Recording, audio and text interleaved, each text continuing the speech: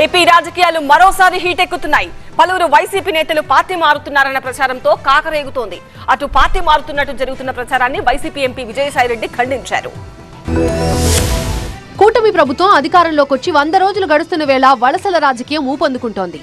పలువురు వైసీపీ నేతలు ఆ పార్టీకి గుడ్ బై చెప్పి టీడీపీలో చేరతారన్న ప్రచారంతో ఇప్పటి వరకు సైలెంట్ గా ఉన్న ఏపీ పాలిటిక్స్ ఇప్పుడు హీట్ ఎక్కుతున్నాయి. దానికి తగ్గట్లే వైసీపీకి ఎమ్మెల్సీ పోతుల సునీత రాజీనామా చేస్తున్నట్టు ప్రకటించారు. పార్టీకి ఎమ్మెల్సీకి రాజీనామా చేశారు. ఈ మేరకు మండలి చైర్మన్ కి రాజీనామా లేఖ పంపారు. త్వరలో భవిష్యత్తు కార్యాచరణ ప్రకటిస్తానన్నారు పోతుల సునీత. ఈ క్రమంలోనే పలువురు ఎంపీలు ఎమ్మెల్సీలు వైసీపీని వీడుతున్నట్టు జోరుగా ప్రచారం జరుగుతోంది. వైసీపీ రాజ్యసభ సభ్యులు విజయసాయిరెడ్డి కూడా పార్టీ మారుతున్నట్టు ప్రచారం జరుగుతుండటంతో ట్విట్టర్ వేదికగా ఆయన స్పందించారు. పార్టీ మార్పు ప్రచారాన్ని ఖండించారు. ఆయన తాను వైసీపీని వీడి వేరే పార్టీలో చేరుతున్నట్టు కొందరు తప్పుడు ప్రచారం చేస్తున్నారని మండిపడ్డారు. నిరాధారమైన ఊహాగానాలు, తప్పుడు ప్రచారాన్ని ఖండిస్తున్నట్టుగా చెప్పారు.